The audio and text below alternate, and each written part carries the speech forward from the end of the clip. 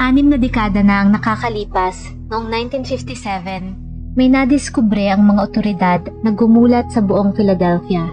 Isang bugbog saradong katawan ng batang lalaki na nakasilid sa kahon. Ito ay basta na lamang itinapon sa gilid ng Susquehanna Road, hindi kalayuan sa bayan. Matapos ang isang tip mula sa isang college student na nakakita sa bangkay, hindi nila akalain na ito pa lamang pala ang simula ng misteryo tungkol sa batang ito na hindi mariresolba sa loob ng 65 years. Itinuturing ito na pinakamatandang homicide case sa Philadelphia. Ngunit nito lamang December 2022, sa wakas ay kinilala na ang katauhan ng batang nabansagang boy in the box sa loob ng napakahabang panahon. Kunin na ang inyong mainit na kape at simulan na natin ang kwentong krimen ng The Boy in the Box Murder Case. February 25, 1957, natuklasan ng mga pulis ang isang cardboard box na itinapon sa kalsada malapit sa Philadelphia. Sa loob ng kahon na dating pinaglagyan ng isang kuna mula sa brand na JCPenney, nakita ng mga pulis ang hubad na katawan ng isang paslit na nakabalot sa isang makapal na kumot. Tadtad ang buong katawan nito ng mga pasa at kalaunan ay sinabi ng medical examiner na namatay ang bata mula sa paulit-ulit na paghampas sa ulo nito. Malnourished rin ito. Bigo naman ang mga detective na malaman ang identity nito, kaya naman binansagan ito ng media na Boy in the Box at America's Unknown Child. Halata ring bagong groom ang bata ng matagpuan. Malinis at bagong gupit ang mga kuko nito. Ipinagpapalagay ng mga investigador na ginupit ng salarin ang kulay light brown na buhok ng bata sa mga panahon ng pagkamatay nito. Naiwan pang nakadikit sa katawan nito ang mga kumpol ng kanyang buhok at sinabi rin ng medical examiner na kung sino man ang naggupit rito ay halatang nagmadali. 4 na pasa ang kitang-kita sa bandang noo nito at napag-alaman rin na may senyales ito ng cerebral hemorrhage. Balot din ito ng mga peklat, ang iba ay tila galing sa surgery, gaya ng nakita sa may bukong-bukong at baba nito. Naniniwala ang mga pulis na homicide by blunt force trauma ang ikinamatay nito. Maraming haka-haka ang nagsilitawan tungkol sa bata. Kinalaunan, isang barbero ang lumantad at nagsabing sigurado siya na ginupitan niya ang batang ito 1 linggo pa bago matagpuan ang bangkay nito. Iginiit niya na pumunta sa shop ang bata kasama ng kanyang mas nakakatandang kapatid, ngunit umalis umano ito ng ligtas. Pagkatapos ay itinuro nito sa mga pulis ang Strawberry Mansion neighborhood malapit sa Fairmont Park na sinasabi nitong tirahan ng bata. Sinundan ito ng mga investigador, ngunit wala silang anumang nadiskubre doon. Sinabi ng mga doktor na nagsuri sa bata na nakita nila ang mga senyales ng matagal na pang-aabuso rito. Sa tulong ng x-ray, ipinagpapalagay na ang bata ay nasa edad na 3 hanggang 5 na ito'y mamatay, pero tumitimbang lamang ng halos 14 kilos at may taas na 40.5 inches.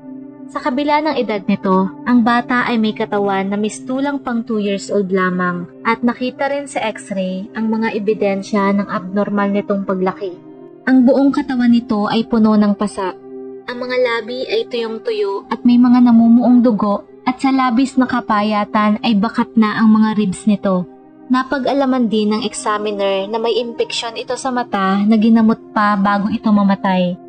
Hindi naman matukoy kung kailan ang eksaktong oras ng pagkamatay nito dahil na rin sa malamig na klima noon. Ngunit sinabing maaaring ilang araw na itong walang buhay nang makita ang bangkay nito. Bagamat inireport ni Frederick Benonis, isang 27-year-old college student, ang nakitang katawan noong February 25, una nitong nakita ang bata 1 araw pa bago ito.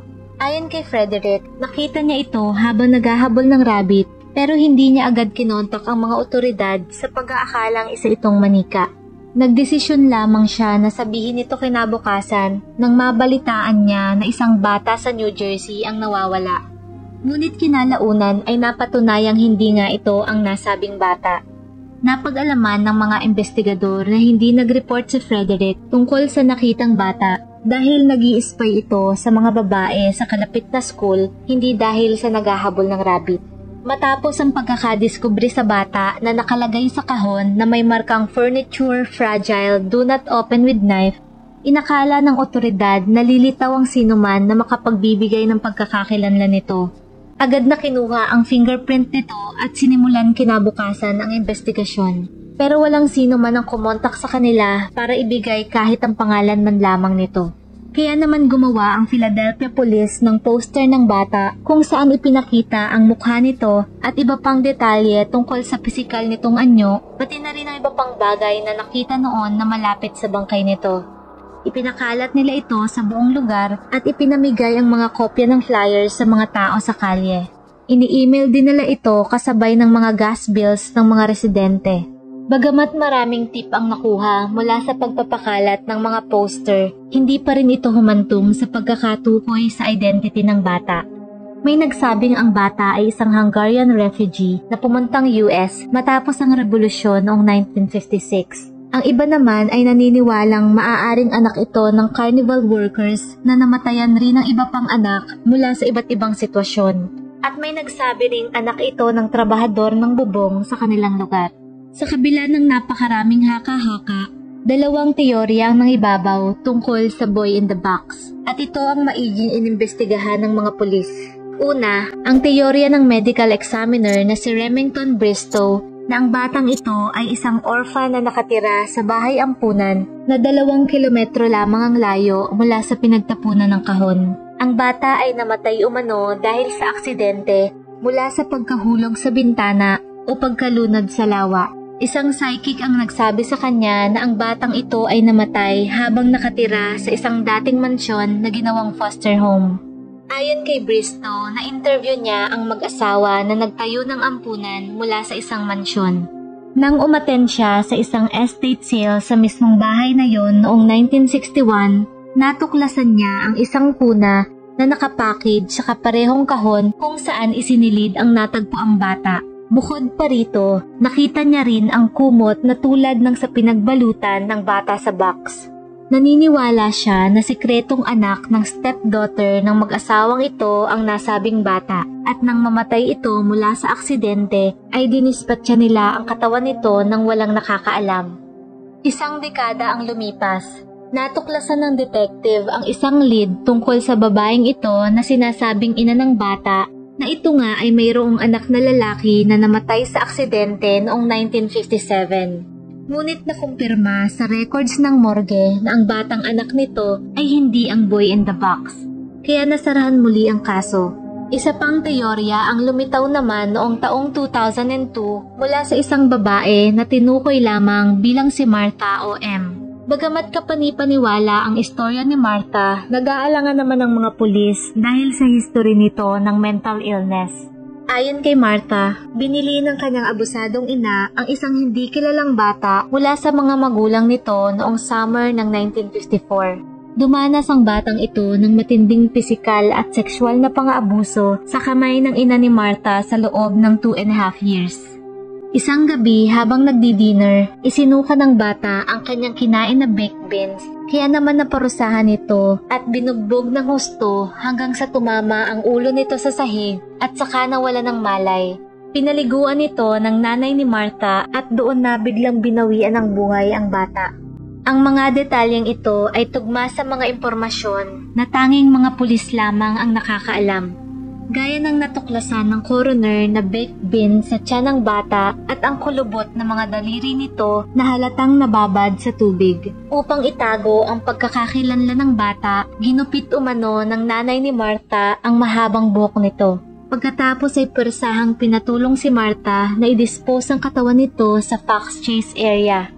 Habang inihahanda ang pag-aalis ng bangkay ng bata sa trunk ng sasakyan, isang lalaking motoristang tumigil at nag-alok ng tulong. Inutusan si Martha ng kanyang ina na takpan ng lisensya ng sasakyan nang lumapit na ang Good Samaritan. At tumanggi sila na kailangan nila ng tulong at saka pa umalis ang lalaki. Sakto din ang testimonyang ito sa sinabi ng isang lalaking witness noong 1957 na isang katawan na nasa kahon ang nakita niyang itinapon sa lugar. Sa kabila ng kapanipaniwalang confession ni Martha sa kaso ng batang biktima, Hindi naman ma-verify ng mga pulis ang katotohanan nito. Ayon sa kapitbahay ni Martha na may access sa bahay ng mag-ina, wala umano siyang nakitang bata kailanman sa mga panahong sinasabi nito na binili ito ng kanyang nanay at idinagdag pa na katawa-tawa lamang ang kwento ni Martha. Lumipas ang napakaraming dekada, hindi pa rin matukoy-tukoy ang identity ng bata. Noong 1998, 41 years mula nang matagpuan ang bata sa kahon, hinukay ng mga investigador ang bangkay nito upang kumuha ng DNA evidence. Mula sa ngipin nito, nakuha ng mga forensic analyst ang tinatawag na mitochondrial DNA at ginamit ito upang alamin kung may posible pang natitirang buhay na kamag-anak ang bata.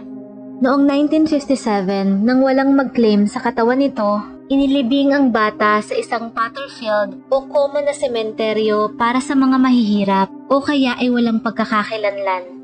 Pero matapos ma-exhumed ang katawan nito para sa DNA, nagpasya silang ilibing na ito sa bagong sementeryo, ang Philadelphia Ivy Hill Cemetery, noong November 11, 1998. Ang kabaong, headstone at funeral service ay nanggaling sa donasyon.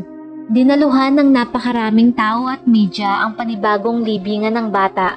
Ang kanyang puntod ay nilagyan ng malaking bato na may nakasulat na mga katagang America's Unknown Child.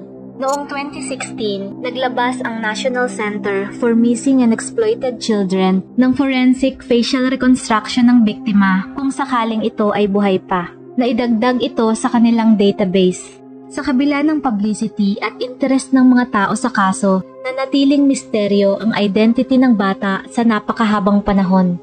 Noong April 2019, muli na namang hinukay ang katawan nito upang kumuha ng karagdagan pang DNA samples.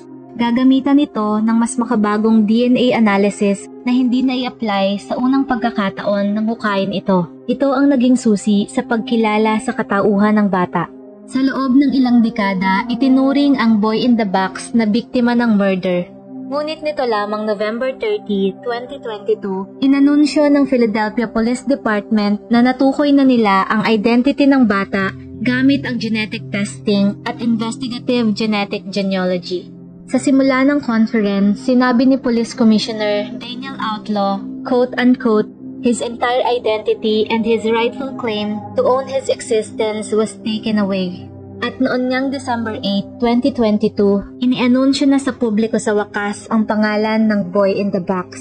Siya si Joseph Augustus Zarelli, 4 na taong gulang at ipinanganak noong January 13, 1953. Ipinaalam nila na ang batang ito ay nanggaling sa prominenteng pamilya sa Delaware County, Pennsylvania. Patay na ang mga magulang nito. Bagamat mayroon pa itong buhay na kapatid na hindi nila maaaring pangalanan upang protektahan ang kanilang privacy. Ayon sa kanila, gagamitin nila sa kanilang patuloy na investigasyon ang mga bagong impormasyon upang matukoy kung ano ba talaga ang nangyari kay Joseph at upang hanapin ang suspect. Bagamat mayroon na silang suspetsa sa kung sino ang maaaring responsable sa nangyari, hindi pa nila maaaring isiwalat ang mga impormasyon dahil aktibo pa rin hanggang sa kasalukuyan ang investigasyon at buhay pa rin ang maaaring suspect sa murder. Naghain sila ng $20,000 reward sa kung sino man ang makakatulong sa pag-aresto sa salarin.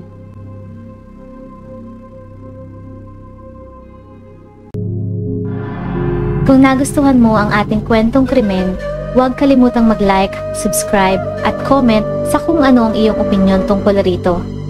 At laging tatandaan, mahalaga ang buhay, huwag kang papatay. Maraming salamat po sa panonood at hanggang sa muli.